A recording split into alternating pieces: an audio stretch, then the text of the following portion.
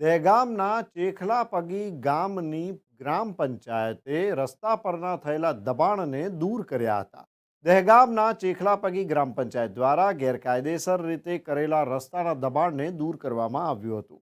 પ્રાપ્ત માહિતી અનુસાર દહેગામ તાલુકાના ચેખલાપગી ગામમાં ગોગા મહારાજ મંદિરથી ચોરાવાસ સુધીના રસ્તા પરના દબાણ વધતા ગ્રામજનોને રસ્તા પર વાહન લઈ અવરજવર કરવામાં તકલીફ પડતી હોય ચેખલાપગી ગ્રામ પંચાયતમાં સ્થાનિકો દ્વારા દબાણ હટાવવા અરજી કરવામાં આવી હતી, જેના પગલે આજે ગ્રામ પંચાયત એક્શનમાં આવી હતી અને ટ્રેક્ટરથી બંને સાઈડના રસ્તા પર થયેલા દબાણને દૂર કરવામાં આવ્યું હતું, જેમાં ગામના સરપંચ લલિતાબેન બાબુભાઈ વાઘેલા દ્વારા રસ્તા પર થયેલ દબાણ તાત્કાલિક દૂર કરતા ગ્રામજનોએ સરપંચનો આભાર વ્યક્ત કર્યો હતો.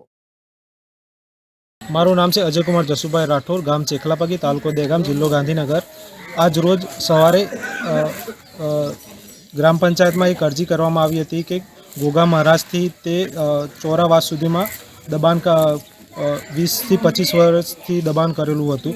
તેમાં આજુબાજુમાં રહેતા દબાણકારીઓ તથા ગ્રામ પંચાયત તથા સરપંચ શ્રી લલિતાબેન બાબુભાઈ વાઘેલા એમનો સાથ સહકાર તથા દબાણકારીઓ જે હતા એમનો પણ સાથ સહકાર મળી અને દબાણ કાર્ય દૂર કરવામાં આવ્યું છે.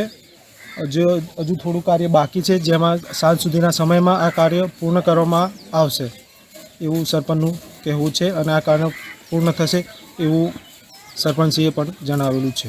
ના, સરસ કામ કર્યું છે. બધાને અગવડ હતી રસ્તા માટે, એ બદલ રસ્તો પહોળો કર્યો બધા સરપંચનો દરેક ગ્રામજનોનો થેન્ક યુ, આભાર.